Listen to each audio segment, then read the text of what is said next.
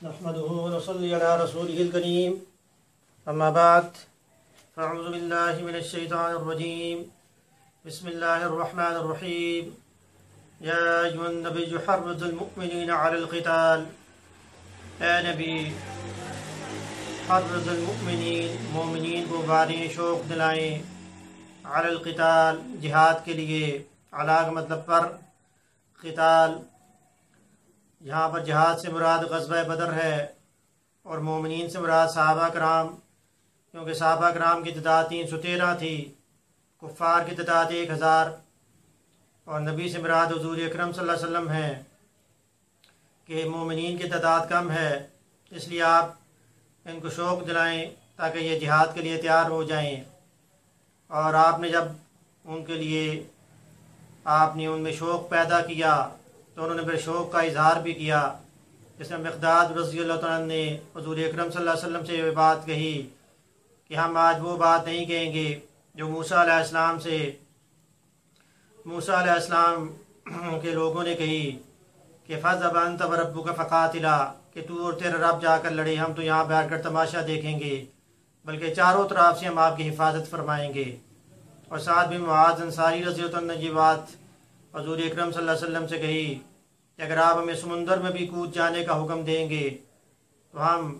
اس میں بھی کود جانے کو تیار ہیں۔ تو یہ حضور اکرم صلی اللہ علیہ وسلم کا خطاب تھا، آپ کا جذبہ، آپ کا جو ہے وہ جذبے کو بیدار کرنا تھا کہ مومنین جو تھے وہ جہاد کے لیے تیار ہو جائے۔ اس کے بعد یہ بات فرمائی گئی کہ اِن یکن منکم 20 صابرون یغلبوا 200، ان اگر یکن ہوں منکم تم میں سے 20 صابرون 20 صبر کرنے والے، یغلبوا 200 تو وہ غالب ہوں گے 200 پر، وَإِن یکن منکم 100 اور اگر ہوں گے ان میں 100 یغلبوا تو وہ غالب ہوں گے الفا من الذین کفروا، الف 1000 کو کہتے ہیں، من الذین کفروا کفار میں سے، بِأَنَّهُمْ اس وجہ سے کہ وہ لا یفقہون وہ سمجھتے نہیں ہیں، یعنی ان میں دین کی سمجھ بوجھ نہیں ہے، کفار میں دین کی سمجھ بوجھ نہیں ہے، اس لیے اللہ پاک نے جو ہے پھر مومنین کو انہیں ایک جنگی اصول بتا دیا کہ ایک مومن جو ہے وہ 10 کافروں پر حاوی ہوگا۔ لیکن اس کے بعد ایک اور جنگی اصول بھی بیان کر دیا گیا جو نیا ہے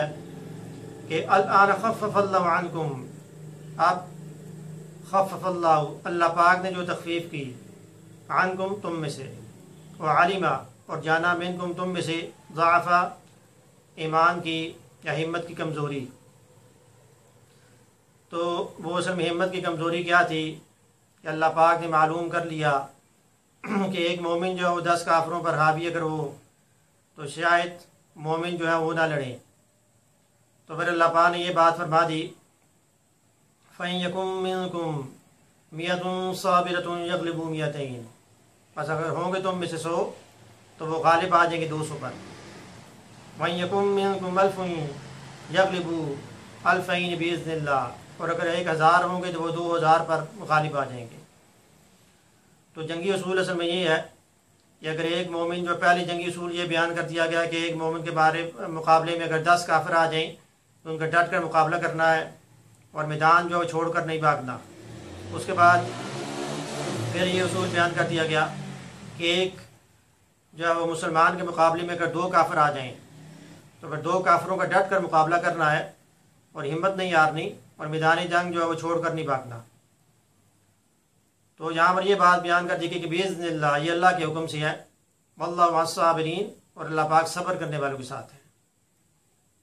اس کے بعد پھر نبی کی شان بیان کر دی گئی کہ مَا كَانَ لِنَبِيٍّ أَن يَكُونَ لَهُ أَسْرَىٰ حَتَّىٰ يُثْخِنَ فِي الْأَرْضِ، مَا كَانَ نہیں ہے، لِنَبِيٍّ نبی کے لیے، نبی کے شیان شان نہیں، أَن يَكُونَ لَهُ أَسْرَىٰ یہ کہ ہوں ان کے واسطے قیدی، حتیٰ کا مطلب یہاں تک کہ یسخن فی الارض زمین میں خون ریزی کر دی جائے، تریدون عرض الدنیا تم چاہتے ہو دنیا کا فائدہ، واللہ یرید الاخرہ، یرید و ارادہ سے نکلا، یہ پہلے بھی گزر چکا ہے، اور اللہ پاک چاہتے ہیں آخرت کا فائدہ، واللہ عزیز حکیم، اللہ پاک زبردست حکمت والے ہیں۔ اب اس میں واقعہ یہ ہے کہ کفار کے جب 70 سردار مارے گئے اور 70 کے قریب قیدی بنا دیے گئے، تو حضور اکرم صلی اللہ علیہ وسلم نے اپنے صحابہ سے یہ مشورہ کیا کہ ان کے بارے میں کیا کرنا چاہیے، 70 قیدیوں کے بارے میں ہمیں کیا رائے اختیار کرنی چاہیے۔ تو ابوبکر صدیق رضی اللہ عنہ اور دوسرے صحابہ نے یہ مشورہ دیا کہ ان سے فدیہ ہم لے لیتے ہیں اور ان کو آزاد کر دیتے ہیں۔ تو حضرت عمر بن خطاب رضی اللہ عنہ اور سعد رضی اللہ عنہ جو تھے، آپ نے یہ مشورہ دیا کہ ان کو قتل کر دینا چاہیے تاکہ کفار کی طاقت ہمیشہ ہمیشہ کے لیے ختم ہو جائے۔ تو جبرائیل علیہ السلام جو وہ بھی حضور اکرم صلی اللہ علیہ وسلم کے بعد تشریف لائے اور انہوں نے آ کر عرض کیا ہے کہ اللہ کے رسول صلی اللہ علیہ وسلم اگر آپ ان 70 قیدیوں کو بھی آزاد کر دیتی ہیں تو اگلے سال پھر 70 مسلمانوں کو پھر شہادت کا سامنا بھی کرنا پڑے گا، شہید بھی ہونا پڑے گا۔ تو صحابہ جو تھے ان کے ذہن میں یہ بات تھی کہ اگر ہم ان سے فدیہ لے لیتے ہیں تو مسلمانوں کی مالی حالت تو پہلے جو ہے وہ کمزور ہے، تو ہماری جو مالی حالت ٹھیک ہو جائے گی، اور دوسری بات یہ کہ اگر یہ 70 قیدی جو اگر ان کو ہم رہا کر دیتی ہیں تو ہو سکتا ہے اللہ پاک ان کو ہدایت دے دیں، اسلام قبول کر لیں۔ اور تیسری بات یہ کہ جس طرح یہ بات فرمائی گئی کہ 70 صحابہ کو بھی شہید بھی ہونا پڑے گا اگلے سال، تو صحابہ کے ذہن میں یہ بات ہے کہ شہادت یعنی شہید ہونا یہ بھی رتبہ ہے، اگر ہمیں یہ رتبہ مل جائے تو وہ بھی ٹھیک ہے۔ تو صحابہ کے ذہن میں یہ بات تھی، اور اللہ پاک نے پھر جو آیت کریمہ کا جو نزول کیا وہ حضرت عمر بن خطاب رضی اللہ عنہ کی رائے کے مطابق آپ نے یہ آیت کا یعنی اللہ پاک نے آیت کا نزول کر دیا۔ جیسے حضور اکرم صلی اللہ علیہ وسلم نے یہ بات فرمائی، لو کان بعدی نبی لکان عمر، اگر میرے بعد کوئی نبی ہوتا تو عمر ہوتا۔ تو حضرت عمر بن خطاب رضی اللہ عنہ جو تھے کئی مرتبہ قرآن جو ہے وہ آپ کی رائے کے مطابق اترا۔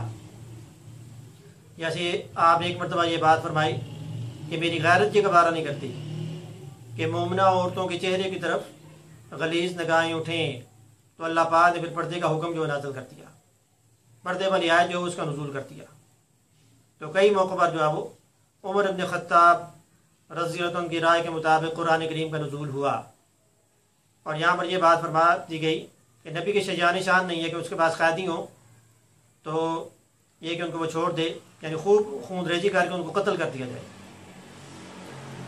تو حضور اکرم صلی اللہ علیہ وسلم نے وہاں پر جو ہے وہ صحابہ کی رائے کو اختیار کیا، کیونکہ آپ رحمۃ للعالمین ہیں، تو آپ نے یعنی ان کے لیے نرم رویہ رکھا اور ان کو آزاد کر دینے کا آپ نے حکم دیا۔ اور اس کے بعد اللہ پاک نے جو آیت کریمہ کا نزول کیا اس سے بھی یہ بات پتہ چل گئی کہ اللہ پاک بھی اس حق میں نہیں تھے کہ ان قیدیوں کو جو رہا کیا جاتا۔ اس لیے اگلی آیت کریمہ میں یہ بات فرما دی گئی کہ لولا کتاب من اللہ، اگر نہ لکھا ہوتا من اللہ اللہ پاک کی طرف سے، سبق پہلے، لمسکم ضرور تم کو چھوتا، فیما اخذتم اس میں سے جو تم نے لے لیا، عذاب عظیم بڑا عذاب۔ اب اللہ پاک کی طرف سے کیا چیز یہ لکھی ہوئی تھی، اس سے پہلے یہ بات سمجھنے بھی حضور اکرم صلی اللہ علیہ وسلم نے یہ بات فرما دی تھی کہ پہلی امتوں کے لیے مال غنیمت حلال نہیں تھا، تو حضور اکرم صلی اللہ علیہ وسلم نے یہ بات فرما دی کہ میرے آنے سے کیا ہو کہ زمین کو پاک کر دیا گیا، میری مدد روب سے کی گئی، میری امتوں کو تمام امتوں سے افضل قرار دیا گیا، اور میرے لیے مال غنیمت کو حلال قرار دیا گیا۔ تو اللہ پاک نے میں لوح محفوظ میں یہ بات پہلے سے لکھی ہوئی تھی کہ میں نے مومنین کے لیے مال غنیمت کو حلال کرنا ہے، لیکن مومنین کو اس وقت تو یہ بات پتہ نہیں تھی جب انہوں نے مال غنیمت کو اکٹھا کیا۔ تو اس لیے یہاں پر اللہ پاک نے یہ بات فرمائی کہ اگر یہ چیز پہلے نہ لکھی ہوتی کہ میں نے مال غنیمت کو حلال کرنا ہے تو ضرور ان کو عذاب چھوتا، لمسکم فیما اخذتم عذاب عظیم، ضرور ان کو جو ہے عذاب چھوتا جو تم نے مال غنیمت اکٹھا کیا تھا۔ لیکن اللہ پاک یہ بات فرما رہے کہ یہ بات جو ہے پہلے سے میں نے لکھی ہوئی تھی کہ مال غنیمت میں نے حلال کرنا ہے۔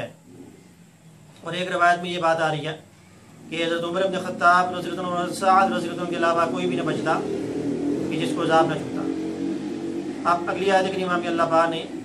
یہ بر اعلان بھی کر دیا، فکلوا مما، فکلوا پس کھاؤ، فا کا مطلب پس ہے، کلو کھاؤ، مما اس میں سے جو غنیم تم نے مال غنیمت لیا،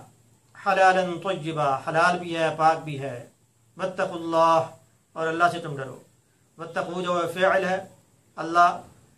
کی ہا کے اوپر جو زبر آگے سے یہ بات پتہ چل گئی یہ مفعول ہے، آبجیکٹ ہے، اور اللہ سے تم ڈرو۔ اب یہ تو نہیں ہو سکتا نا بھی اللہ پاک ڈریں، اگر اس طرح یہ ترجمہ کریں گے تو اس کا مطلب تو ہو جائے گا بھی اللہ پاک پھر ادھر فاعل ہو گئے، تو یہاں پر مفعول آبجیکٹ یعنی اور تم ڈرو اللہ سے۔ ان اللہ غفور رحیم، بے شک اللہ پاک بخشنے والے اور رحم کرنے والے ہیں۔ تو صحابہ کرام کے اندر جو ہے وہ شہادت کا جذبہ تھا، جس طرح انہوں نے اس بات کو منظور کیا کہ اگلے سال اگر ہمیں شہید ہونا پڑے عہد کے موقع پر تو وہ بھی ہمیں منظور ہے۔ تو شہادت ہے مطلوب و مقصود مومن،